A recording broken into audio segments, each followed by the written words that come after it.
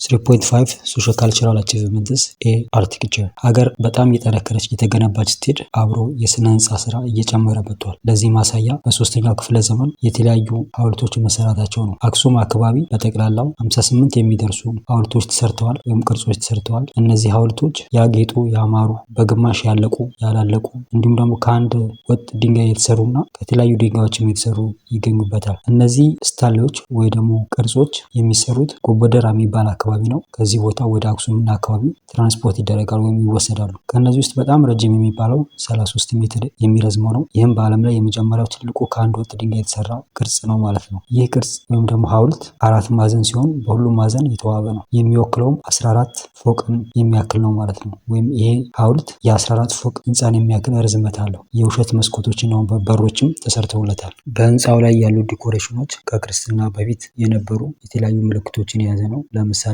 ዲስክና ግማሽ ጨረቃን የያዘ ነው። ሁለተኛው ረጅሙ የሚባለው ሐውልት 24 ሜትር ርዝመት ያለው ሲሆን የ10 ፎቅ የሚያክል ርዝመት ያለው ነው። በስሩም የውሸት በሮችና መስኮቶችን የያዘ ነው። ሶስተኛው ረጅም የሚባለው ደግሞ 21 ሜትር የሚረዝም ሲሆን የ9 ወለል ፎቅ የሚመዝን ወይም የሚመጥን ርዝመት ያለው ነው። በስሩ እንደዚሁ የውሸት መስኮትና የውሸት በር ያለው ሲሆን ከፊቱ ነው እንጂ ከኋላ ምንም አይነት ቅርጽ የሌለው ሲሆን ምንም አይነት ዲኮሬሽን የሌለው ነው። በዛግዌ ዘመን የነበሩ ቤተክርስቲያኖች ቅርጻ ቅርጾች እጅግ በጣም የተዋቡ እና የረቀቁ ናቸው።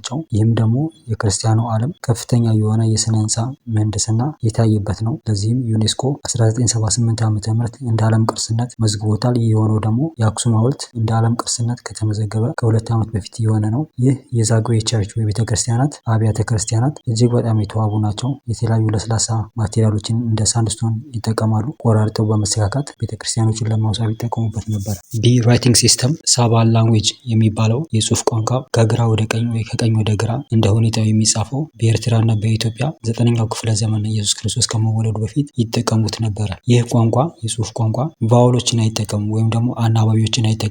ለምሳሌ ዳማት ብሎ የሚጻፈውን ዳማት ነው በቃ ምንም በውስጡ ለማናበብ የሚጠቀሙት ሌላ ተጨማሪ ነገር የለም። በ7ኛውና በ6ኛው ክፍለ ዘመን ኢየሱስ ክርስቶስ ከመወለዱ በፊት ወደ ግዕዝ እያደገ መጥቷል። የተለያዩ ምሳሌዎች ምስክሮች አሉ። ለምሳሌ በዋሻ ውስጥ እንዲሁም ግድግዳ ላይ የተጻፉ የተለያዩ ጽሁፎች የዚህን እድገት ያሳየ ነው።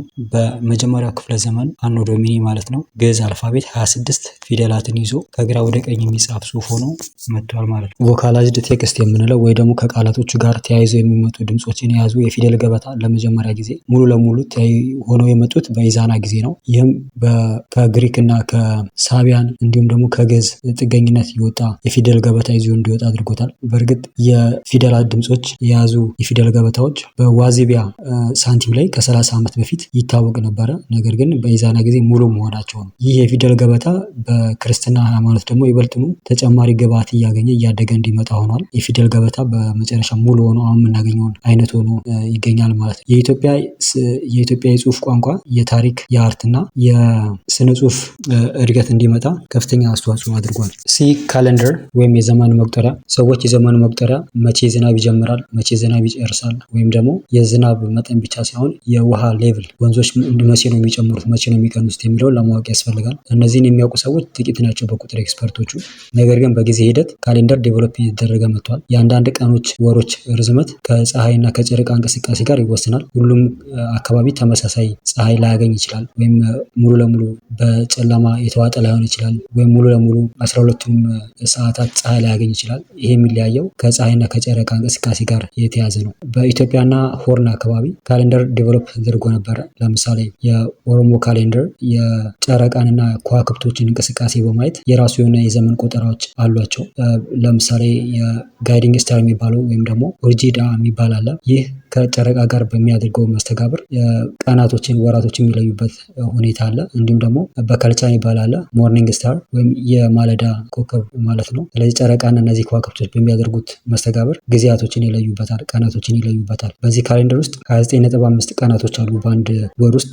እንዲሁም ደግሞ 354 ቀናቶች አሉ በአንድ ዓመት ውስጥ ወይም ደግሞ በ12 ወራቶች ውስጥ። የዚህ አይነት እንቅስቃሴና እውቀቶች በኬንያና ሌሎች ኦሮሞዎች የሚኖሩበት አካባቢ ኦብዘርቭ ማድረግ ተችሏል በሳይንቲስቶች። ሲዳማም እንደዚሁ የራሱ የሆነ የቀን አቆጣጠር አለው። ይህም መሰረት የሚያደርገው የከዋክብትን እንቅስቃሴ ነው። 13 ወራቶች አሉት። እነዚህ 13 ወራቶች 12 እኩል የሆኑ 28 ቀናቶችን የያዙ ወራቶች እንዲሁም ደግሞ 13ኛው ደግሞ 29 ቀናቶች የያዙ ናቸው። ሲዳማ በአንድ ሳምንት ውስጥ 4 ቀናቶች አሉት። እነዚህም ዲኮ፣ ዴላ፣ ቃዋዶ፣ ቃዋላንጋ በመባል ይታወቃሉ። ስለዚህ እያንዳንዱ ወር ደግሞ 7 ቀናቶች አሉት። የዘመን መለወጫቸው ፊቼ ጫምባላላ ይባላል። በዚህ ጊዜ ደግሞ ንጉሳቸው ሞት የሚባለው ለህዝብ የሚታይበት ጊዜ ነው። የፀሐይን ዑደት መሰረት በማድረግ ደግሞ ኢትዮጵያ ውስጥ 12 ወራቶች ያሉት፣ እያንዳንዱ 12 ወራቶች ደግሞ 30 ቀናቶች ያሉት፣ እንዲሁም ደግሞ በ4 ዓመት አንድ የሚቀያየር 5 እና 6 ጳጉሜ መጨረሻ ላይ የሚጨመርበት የዘመን አቆጣጠር አለ።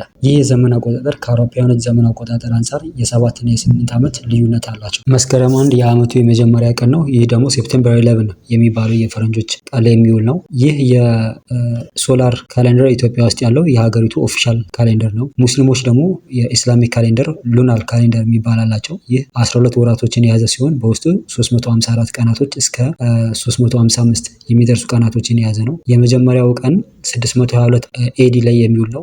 ሂጅራ ይር በመባል ይታወቃል። ነቢዩ መሐመድ ከመካ ወደ መዲና የሄዱበትና የሙስሊም ኮሚኒቲ እዚያ የተመሰረተበት ነው። አፍተር ሂጅራ እና ቢፎር ሂጅራ ይባላል የሙስሊሞች የዘመን አቆጣጠር። ስለዚህ ከዚህ ከ622 ኤዲ በፊት የሆነ ቢፎር ሂጅራ፣ ከዛ በኋላ የሆነ ደግሞ አፍተር ሂጅራ በመባል ይታወቃል። ኢትዮጵያ ውስጥ አገው፣ ሀላባ፣ ሀዲያ፣ ወላይታ፣ ጌዲዮ እና ኔሎት የመሳሰሉ የተለያዩ ማህበረሰቦች የራሳቸው የዘመን አቆጣጠር አላቸው። ዲ ኖመራል የምንለው ቁጥር ማለታችን ነው። በኢትዮጵያና ሆርን አካባቢ 4ኛው ክፍለ ዘመን አኖ ዶሚኒ የሚታወቅ የግዕዝ ቁጥር አለ። ይህ ቁጥር ከሂብሩ ከአረብና ከግሪኮች ጋር ተመጣጣኝነት ያለው ነው። ነገር ግን ለብቻ የቆመ ከ100 ጋር ተባዝቶ የሚሰጥ ቁጥር የለም። እያንዳንዱ ቁጥር ደግሞ ከላይና ከታች የሚጻፍባቸው ሰረዝ ነገሮች አሉት። በዘመናዊ ኮምፒውተር ላይ አንዳንዶቹ ይሄ ላይኖራቸው ይችላል።